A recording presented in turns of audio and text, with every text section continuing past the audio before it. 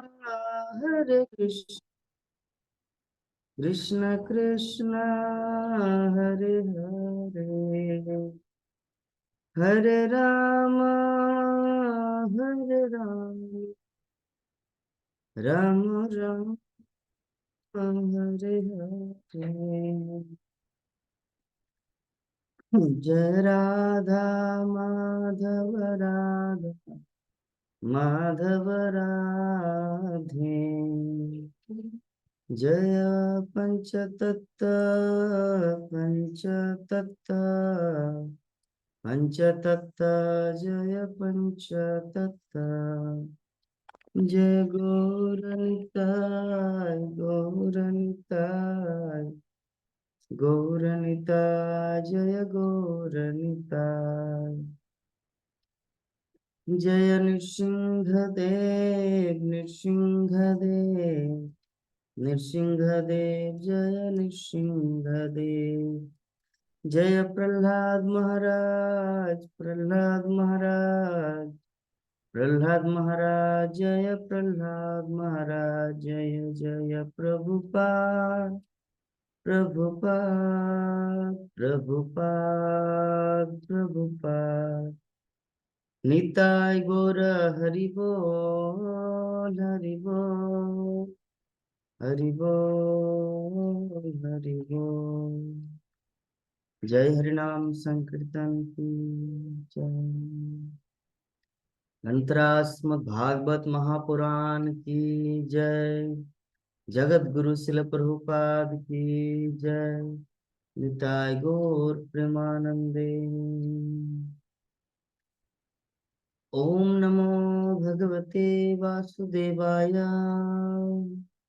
ओम नमो भगवते वासुदेवाय। ओम नमो भगवते वासुदेवाय। नारायणं नमस्कृत्य नरं चैव नरोत्तमं देवीं सरस्वतीं व्यासं ततो जयमुदीरये। नष्टप्रायेषु अभद्रेषु नित्यं भागवत सेवया भगवती उत्तमश्लोके भक्तिर्भवति नष्टिके। मुखं करोति वाचालं पङ्गुलं ते गिरिं यत्कृपातमं वन्दे श्रीगुरुनदनतारिणं परमानंद माधवम श्री चैतन्येश्वरम। हरे कृष्णा।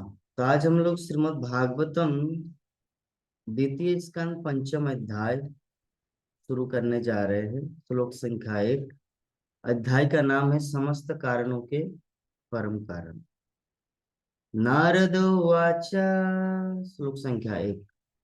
देव देव नमस्तेस्तु भूत भावन पूर्वजा तद्विजानीहि जज्ञानम् आत्मतत्व निदर्शनम। नारद मुनि ने ब्रह्मा जी से पूछा। कल हम लोग चर्चा किए थे कि किस प्रकार ये जो वैदिक ज्ञान वेद ज्ञान कृष्ण तत्व विज्ञान किस प्रकार परंपरा धारा से आया। भगवान श्री कृष्ण से ब्रह्मा ब्रह्मा से नारद। तो नारद को ब्रह्मा जी ज्ञान दे रहे तो नारद मुनि प्रश्न कर रहे अपने पिता से। नारद मुनि ने ब्रह्मा जी से पूछा क्या कि हे देवताओं में प्रमुख देवता, हे अग्रजन्मा जीव। अग्रजन्मा जीव का अर्थ होता सबसे पहले इस वैदिक ब्रह्मांड में जिसका सृष्टि हुआ था वो है सर्वप्रथम ब्रह्मा। गर्भोदकशाही विष्णु के नाभि कमल से जो ब्रह्मा जी का जन्म हुआ तो सर्वप्रथम ब्रह्मा जी आए, इसीलिए उसको अग्रजन्मा कहा है। तो नारद मुनि वर्णन करते कि मैं आपको सादर नमस्कार करता हूँ, कृपा करके मुझे वो दिव्य ज्ञान बताए, ट्रांसेंडेंटल नॉलेज, दिव्य ज्ञान बताए। कौन सा दिव्य ज्ञान? जो मनुष्य को आत्मा तथा परमात्मा के सत्य तक ले जाता है। आत्मा तथा परमात्मा, इस संसार में जितना सारा नॉलेज, साइंस, साइकोलॉजी, मैकेनिकल और भी जितना सारा मेडिकल कॉलेज, जितने सारे ज्ञान है सब इस शरीर से रिलेटेड। या इस भौतिक संसार से रिलेटेड है। लेकिन नारद मुनि ने ब्रह्मा जी से पूछा कि हे प्रभु, हे अग्रजन्मा जीव, हे देवताओं में सर्व प्रमुख, आप मुझे दिव्य ज्ञान प्रदान करें, दिव्य ज्ञान के बारे में बताएं। वो दिव्य ज्ञान होता क्या है? दिव्य ज्ञान क्या होता है? जो आत्मा तथा परमात्मा के परम सत्य, चलो सच्चाई क्या है, आत्मा क्या है, परमात्मा क्या है, इस सत्य तक ले जाने वाले जो ज्ञान है उसको कहा जाता है दिव्य ज्ञान। तो परंपरा प्रणाली जो है, परंपरा जो प्रणाली, इनकी पूर्णता की ओर भी पुष्टि हो रही। पिछले अध्याय में हम लोग चर्चा किए थे कि आदि जीव ब्रह्मा ने सीधे परमेश्वर से ज्ञान प्राप्त किया और उन्होंने वो ज्ञान अपने शिष्य नारद मुनि को प्रदान किया। तो नारद ने ज्ञान प्रदान किए जाने की प्रार्थना की, तो ब्रह्मा जी ने ज्ञान प्रदान किया। अतएव सही व्यक्ति से दिव्य ज्ञान के लिए याचना करना और सही ढंग से उसे प्राप्त करना परंपरा का विधान है। इसलिए प्रभुपाद तात्पर्य में लिखते, इस विधि की संस्तुति भगवद गीता के चतुर्थ अध्याय के द्वितीय नंबर श्लोक में की गई है। जिज्ञासु शिष्य को चाहिए कि समर्पण, विनीत जिज्ञासा तथा सेवा द्वारा दिव्य ज्ञान प्राप्त करने के लिए सुजग गुरु के पास जाए। इस तरह विनीत जिज्ञासा तथा सेवा द्वारा प्राप्त ज्ञान धन के बदले प्राप्त होने वाले ज्ञान से अधिक प्रभावात्मक होता। ब्रह्मा तथा नारद की परंपरा को, जो ब्रह्मा तथा नारद, ये जो गुरु परंपरा है, कभी डॉलर तथा सेंट, रुपये पैसे से नहीं खरीदा जा सकता।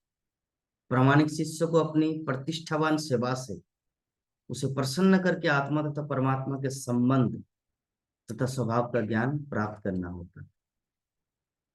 ये ऐसा नॉलेज है कि जिस नॉलेज के माध्यम से हम लोग पर तत्व, भगवत तत्व को समझ सकते हैं।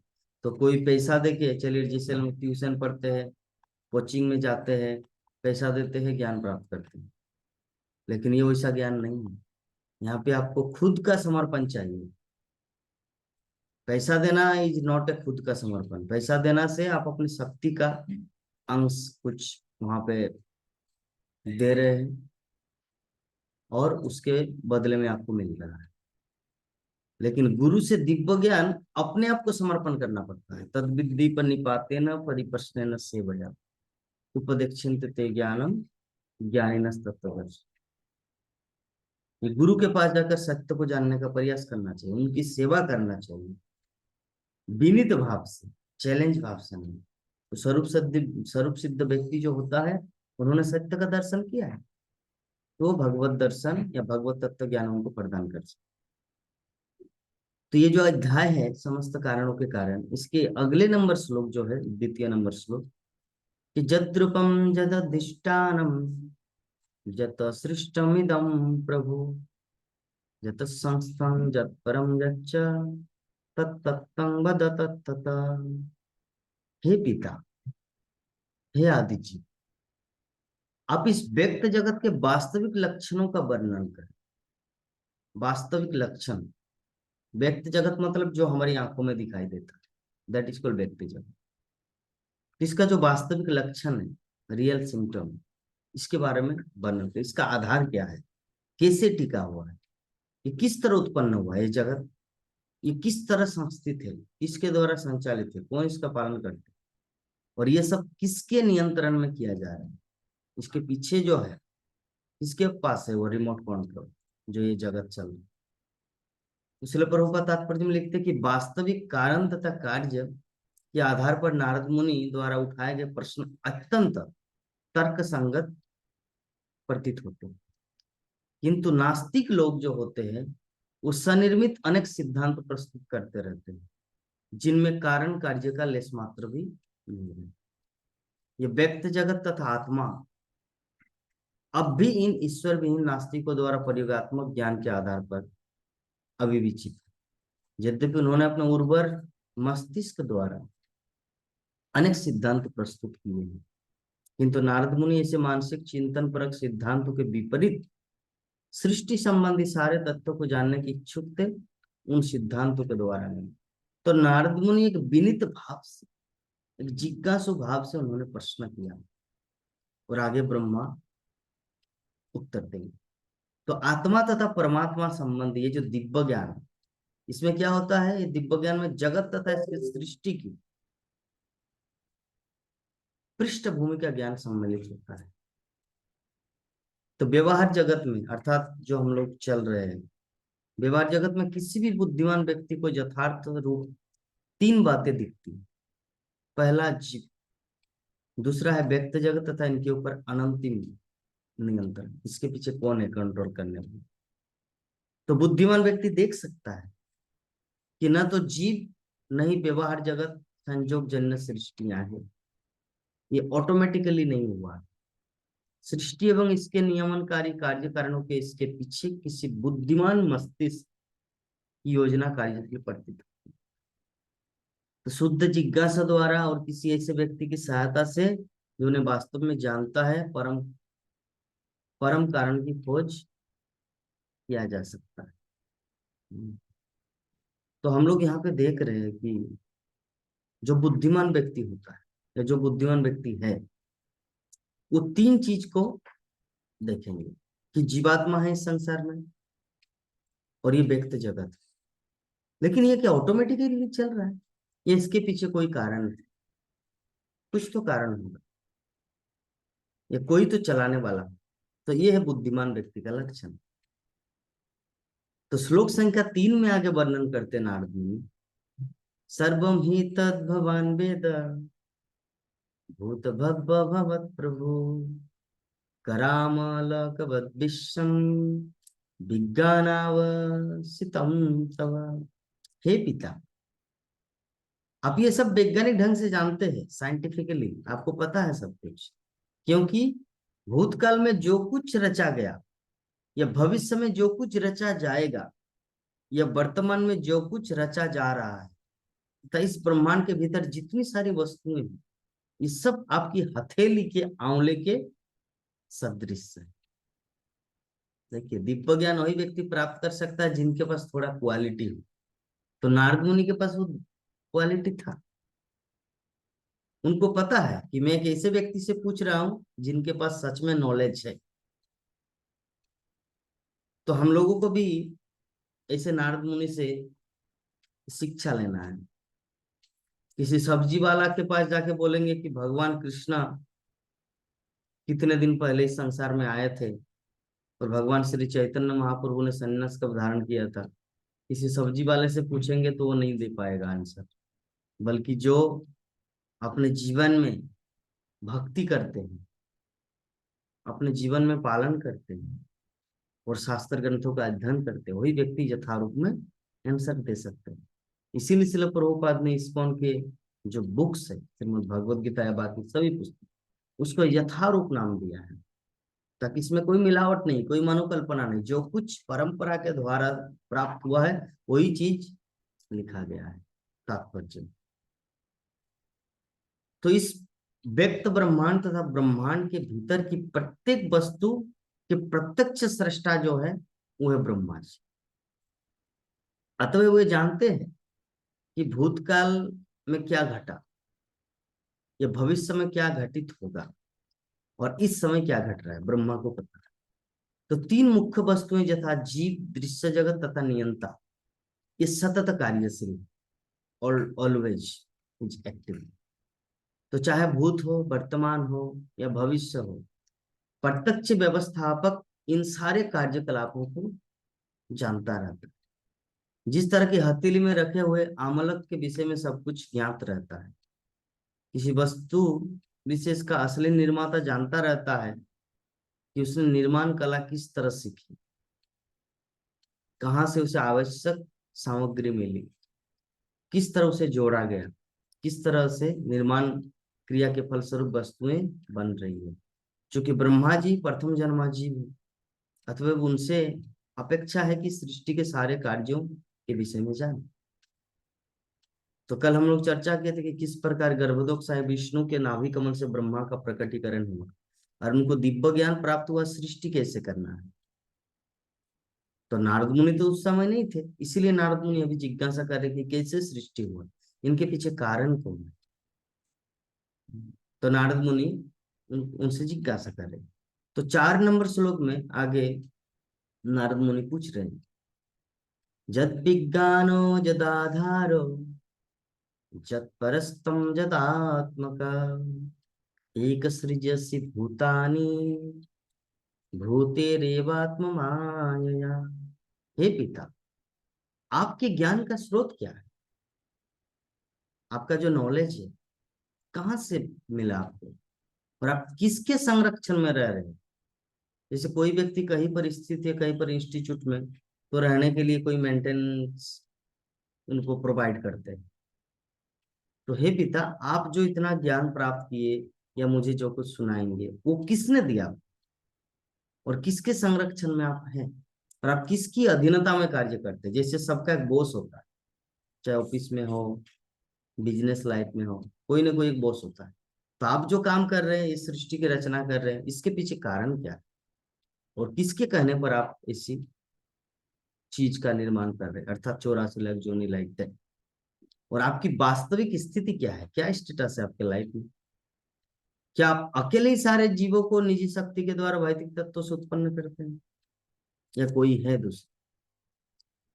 तो शिल प्रभु का तात्पर्य में बहुत ही सुंदर चीज यहाँ पे वर्णन करते हैं कि यहाँ ये श्री नारद मुनि को ज्ञात था कि ब्रह्मा जी ने कठिन तपस्या करके सृजन शक्ति प्राप्त की थी। तपस्या के द्वारा कुछ भी प्राप्त किया जा सकता है। तपस्या का अर्थ अभी वर्तमान में कलियुग में तपस्या है हरे कृष्ण महामंत्र का शुद्ध रूप से जप। श्रील भक्ति सिद्धांत सरस्वती ठाकुर श्री चैतन्य मठ अर्थात मासिरबाड़ी महाप्रभु के जन्म स्थान के आगे श्रीमन महाप्रभु के मौसी का जो घर है, तो वहां पर श्री भक्ति सिद्धांत सरस्वती ठाकुर सतकोटि नाम यज्ञ जप किया था। निरंतर इतना नाम जप जप किया था, क्योंकि कलियुग की तपस्या ब्रह्मा जी जैसे ओम करके करते तो वो सत्ययुग की बात, सृष्टि से पहले की बात। लेकिन कलियुग में तपस्या क्या है? जितना सुंदर रूप से आप ज्यादा शुद्ध भाव से हरे कृष्ण महामंत्र का जप करेंगे, आपका उतना ही तपस्या का फल मिलेगा, और उस तपस्या के माध्यम से कुछ भी किया जा सकता है। जैसे बहुत सारे भक्त ऐसे होते हैं, सोचते हैं प्रभु जी मैं कितना ट्राई करता हूँ, भक्त बना ही नहीं पाता। अरे खुद ही आप भक्त नहीं है, क्योंकि आप हरे कृष्ण महामंत्र शुद्ध भाव से जप नहीं करते। हरे कृष्ण महामंत्र को अगर शुद्ध रूप से जप करेंगे तो आपके प्रभाव से बहुत सारे लोग भक्त बनेंगे, दूसरों को जो कुछ बोलेंगे सुनेंगे। तो ब्रह्मा जी ने पहले तपस्या की, इसके बाद सृजन की। पहले एजुकेशन लेना है, फिर ऑक्यूपेशन में आना पड़ता। तो उसी तरह हम लोगों को भी तपस्या करना है। और तपस्या क्या है? शुद्ध हरिनाम। अतः ब्रह्मा जी वो ये जान सके कि ब्रह्मा जी से भी श्रेष्ठ कोई है। कौन? नारद मुनि को पता है कि सृजन शक्ति प्राप्त किया ब्रह्मा ने। तो शक्ति और शक्तिमान दो चीज होता है। तो शक्ति क्या है? शक्तिमान का शक्ति। तो अगर शक्ति, अगर ब्रह्मा जी को सृजन शक्ति प्राप्त हो, तो उसके पीछे एक व्यक्ति होगा जो शक्तिमान है, जो ब्रह्मा जी से भी श्रेष्ठ होगा, जिसने ब्रह्मा जी को सृजन शक्ति से भरपूर किया है। इसीलिए उन्होंने ये सारे प्रश्न पूछे। अतएव प्रगतिशील वैज्ञानिक उपलब्धियों की खोजी स्वतंत्र नहीं। वैज्ञानिक को पहले से विद्यमान वस्तु का ज्ञान अन्य किसी के द्वारा प्रदत्त अद्भुत मस्तिष्क द्वारा प्राप्त करना होता है। एक वैज्ञानिक इस प्रकार से प्रदत्त मस्तिष्क से कार्य कर सकता है, लेकिन उसके लिए अपना मस्तिष्क या इसी तरह का अन्य मस्तिष्क उत्पन्न कर पाना संभव नहीं है। अतः किसी भी सृष्टि के मामले में न तो कोई स्वतंत्र है, न ऐसी सृष्टि स्वचालित। तो यहाँ पे वैज्ञानिक ज्ञान श्रील प्रभुपाद मेंशन करते हैं। ये जो वैदिक ज्ञान है, ये ज्ञान कोई साधारण ज्ञान या मनोकल्पना का ज्ञान नहीं है। तो नारद मुनि एग्जाम्पल देते कि जिस प्रकार मकड़ी अपने जाल को सरलता से उत्पन्न करते हैं और अन्यों के द्वारा पराजित हुए बिना अपनी सृजन शक्ति प्रकट करती है, उसी प्रकार आप ब्रह्मा जी को बोल रहे, आप अपनी आत्मनिर्भर शक्ति को प्रयुक्त करके दूसरे से सहायता लिए बिना सृजन करते।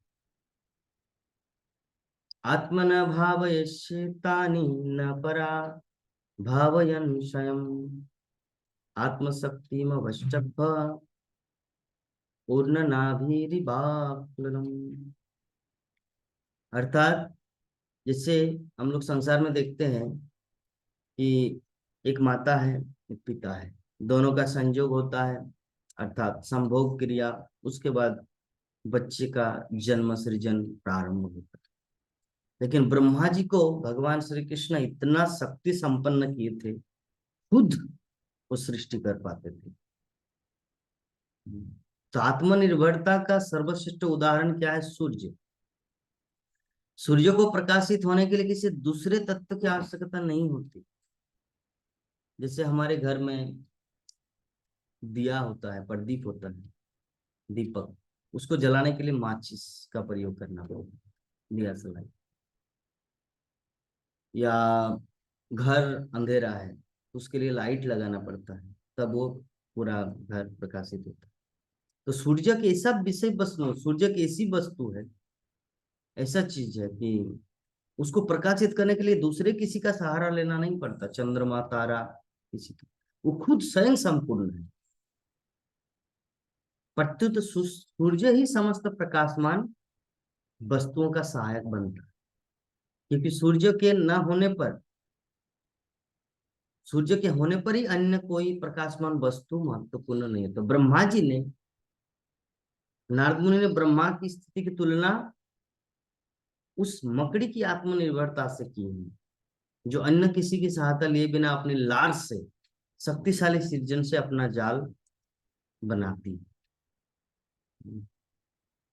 आगे वर्णन करते हैं कि हम किसी विशेष वस्तु, श्रेष्ठ, निकृष्ट या समतुल्य, नित्य या क्षणिक, इनके नामों, लक्षणों तथा गुणों से भी समझ पाते हैं वो आपके अतिरिक्त अन्य किसी स्रोत से सृजित नहीं होती, क्योंकि आप इतने महान हैं। ना हम वेद परम हस्मिन् ना परम ना समं विभु नाम रूप गुणैर्भवं सदस्य किंचिद अन्यथा।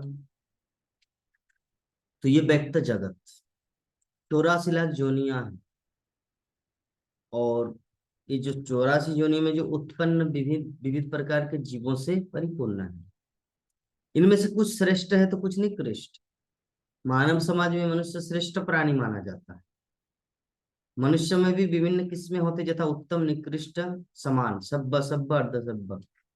लेकिन नारद मुनि ने यह मान लिया कि उनके पिता ब्रह्मा के अतिरिक्त अन्य किसी में सृजन का स्रोत नहीं है, अतः वे ब्रह्मा जी से उनके विषय में सब कुछ जान लेना चाहते। आगे 7 नंबर श्लोक में वर्णन कर रहे, फिर भी हे प्रभु, फिर भी जब हम आपके द्वारा पूर्ण अनुशासन में रहते हुए संपन्न कठिन तपस्याओं के विषय में सोचते हैं, तो हमें आपसे भी अधिक शक्तिशाली किसी व्यक्ति के अस्तित्व के विषय में आश्चर्यचकित रह जाना होता है। तो यद्यपि आप सृष्टि के मामले में इतने शक्तिशाली, सब हवानाचरत घोरम जत्तपशु समाहित तेन खेदयसे नस्तम पराशंखं च यच्छसि। तो श्री नारद मुनि के चरण चिन्हों का अनुसरण करते हुए मनुष्य को चाहिए, श्रील प्रभुपाद तात्पर्य में लिखते हैं, कि वो अंधे की तरह गुरु को साक्षात ईश्वर न मान ले। जैसे ब्रह्मा जी के पास कितना क्वालिटी, सृष्टि कर रहा है, तो उनको देख के लगता है कि उनके पीछे कोई है ही नहीं, लेकिन बुद्धिमान था नारद मुनि। अगर उन्होंने सृजन शक्ति प्राप्त की तो शक्ति के पीछे शक्तिमान होता है, तो कुछ तो कोई है। तो नारद मुनि इतना ज्ञानी थे। तो एक शिष्य को इतना ज्ञानी होना चाहिए कि किसी भी व्यक्ति को, गुरु को भगवान न मान बैठे। गुरु का सम्मान ईश्वर के समान ही किया जाता है, लेकिन जो गुरु अपने को साक्षात ईश्वर कहे, उसे तुरंत त्याग देना चाहिए। यह आचार्यों का मत है। नारद मुनि ने ब्रह्मा को सृष्टि करने के अद्भुत कार्य के कारण परमेश्वर मान लिया था, लेकिन जब उन्होंने देखा कि ब्रह्मा जी भी किसी श्रेष्ठ पुरुष की पूजा कर रहे थे, तो उनको संदेह हुआ, डाउट हुआ कि परमेश्वर तो श्रेष्ठतम ही है, उनका कोई आराध्य नहीं है, लेकिन ब्रह्मा जी किसी की आराधना कर रहे हैं। अहं ग्रहोपासिता, या जो साक्षात ईश्वर बनने के उद्देश्य से अपनी पूजा करते हैं, भ्रामक है। लेकिन बुद्धिमान शिष्य तुरंत पहचान सकता कि परमेश्वर को ईश्वर बनने के लिए किसी की, यहाँ तक कि अपनी भी पूजा करने की आवश्यकता नहीं रहती। ईश्वर सर्वकाल में ईश्वर है। अभी कोई प्रश्न पूछ सकता है, प्रभु जी भगवान श्री कृष्ण जब द्वारका लीला में 16,108 रानियों के बीच में अलग अलग घर में अलग अलग काम करते थे, किसी घर में भगवान श्री कृष्ण गायत्री मंत्र जप कर रहे, किसी में अपने बच्चे को नहला रहे, किसी में वो कुछ कपड़ा का कुछ काम कर रहे, लाइक दैट, तो गायत्री मंत्र क्यों जप कर रहे भगवान? ये मनुष्य रूप में एक्चुअली कुछ लीलाएं, भगवान कभी कभी असाधारण लीला करते हैं तो कभी मनुष्य जैसा लीला करते हैं, ताकि साधारण व्यक्ति जो भगवान के चरणों में उनका भक्ति नहीं हो, मोहग्रस्त हो जाए। भक्ता माम अभिजानाति जवन्नश्चास्मि तत्व, एकमात्र भक्ति के द्वारा भगवान को जाना जा सकता है, ज्ञान तर्क के द्वारा नहीं। तो ये प्रश्न जो है ये तो तर्क और ज्ञान का है कि भगवान अगर पूर्ण पुरुषत्व है तो दूसरे की आराधना क्यों कर रहा है, गायत्री मंत्र का जप क्यों कर रहा है? यही तो कंफ्यूजन है। मूढ़म नाभिजानाति मम परमेश्वरम, मूढ़यम नाभिजानाति, अर्थात जो मूढ़ होता है वो नहीं जानते कि मैं परमेश्वर हूँ। मूढ़म नाभिजानाति मम परमेश्वर, कि मैं परमेश्वर हूँ। वो जो मूढ़ होता है, मूर्ख होता है, गधा होता है, वो मुझे नहीं समझता।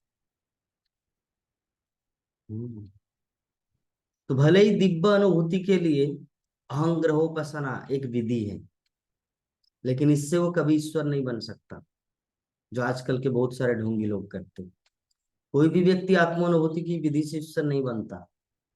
नारद मुनि ने ब्रह्मा जी को परम पुरुष के रूप में सोचा था, किंतु जब उन्होंने देखा कि दिव्य अनुभूति की विधि में लगे तो उन्हें संदेह हुआ, अतः वो सही सही जानकारी चाह रहे थे। तो ऐसे बुद्धिमान व्यक्ति, जैसे कुछ गड़बड़ हो, मान लीजिए आप दीक्षा लेने के लिए कहीं पर गए, आजकल जो वर्तमान समय में चल रहा है, तो दीक्षा लेने के लिए तो गुरुदेव प्रवचन सुना रहे, बहुत अच्छा प्रवचन दे रहे, लेकिन उनके जो पूर्व आचार्य है उनके प्रति उनका कोई सम्मान नहीं, दैट मीन्स कुछ गड़बड़ है, वो ढोंगी है, वो सच्चा गुरु नहीं है। आपको ये चीज समझना। जैसे कि एग्जाम्पल के रूप में शिल प्रभुपाद का देते, शिल प्रभुपाद अच्छा गुरु है या क्या गुरु, आप लोग खुद अपनी बुद्धि से समझ सकते। शिल प्रभुपाद के पुस्तक को पढ़िए, तात्पर्य को पढ़िए, हर जगह वो विश्वनाथ चक्रवर्ती का टीका, सिद्धार्थ स्वामी का टीका, भक्ति विनोद ठाकुर का टीका, शिल भक्ति सिद्धांत सरस्वती ठाकुर का टीका, भगवत गीता का कोई श्लोक का कोटेशन, शिल प्रभुपाद का एक एक शब्द, एक एक पैराग्राफ किसी न किसी शास्त्रों का, किसी न किसी आचार्यों का टीका का संकलन है। शिल प्रभुपाद अपने मन गढ़ंत कुछ भी नहीं लिखा। दैट इज कॉल्ड रियल गुरु। ये सच्चा गुरु की पहचान। तो 8 नंबर श्लोक में नारद मुनि प्रश्न पूछते हैं, एतन में पृच्छत सर्वम सर्वज्ञ सकल ईश्वर बीजानी जथे वेदहम बुद्ध नैनो निशासित, कि हे पिता, आप सब कुछ जानने वाले हैं और सबों के नियंता है, अतः मैंने आपसे जितने सारे प्रश्न किए हैं उन्हें कृपा करके बताइए, जिससे मैं आपके शिष्य के रूप में उन्हें समझ सकूं। तो नारद मुनि द्वारा पूछे गए सारे प्रश्न सबों के लिए अत्यंत महत्वपूर्ण, अतः उन्होंने ब्रह्मा जी से प्रार्थना की कि इन्हें उपयुक्त समझे, जिससे ब्रह्म संप्रदाय की परंपरा के अन्य सभी लोग बिना कठिनाई से उन्हें समझ सके। तो 9 नंबर श्लोक में आगे वर्णन करते हैं, ब्रह्मा जी अभी वर्णन करेंगे। ब्रह्मोवाच सम्मकारोनिकच्छेदं वत्सते विचिक्षितं जदहं चोदितः सम्मं भगवत प्रिय दर्शन। ब्रह्मा जी ने कहा कि हे मेरे प्रिय वत्स नारद, तुमने सबों पर मुझ सहित करुणा करके ही सारे प्रश्न पूछे, क्योंकि इनसे मैं भगवान के पराक्रम को बारीकी से देखने के लिए प्रेरित हुए। तो ये जो 9 नंबर श्लोक हम लोग कल डिस्कस करेंगे। आज तक अब तक जो हमारा क्लास हुआ, जिसके ऊपर डिस्कस किए कि नारद मुनि ने ब्रह्मा जी से प्रश्न किया सृष्टि तत्व के विषय में, जगत आधार क्या है, कहाँ से आपने ज्ञान प्राप्त किया। तो ब्रह्मा जी अभी उत्तर देंगे, तो कल हम लोग इसके ऊपर चर्चा करेंगे। तो आज की जो कथा है हम लोग यही पर विराम देंगे। आप सभी भक्तों को बहुत बहुत धन्यवाद जो श्रीमद् भागवत की कथा में आप लोग सम्मिलित हुए। हरे कृष्णा कृष्णा कृष्णा हरे हरे, हरे राम राम राम हरे हरे। जय जगत गुरु शिल प्रभुपाद की, ग्रंथराज श्रीमद् भागवत महापुराण की, अनंत कोटि वैष्णव भक्त बिंद की, समवेत गौर भक्त बिंद की, निताय गौर प्रेमानंदे हरि हरि बोल।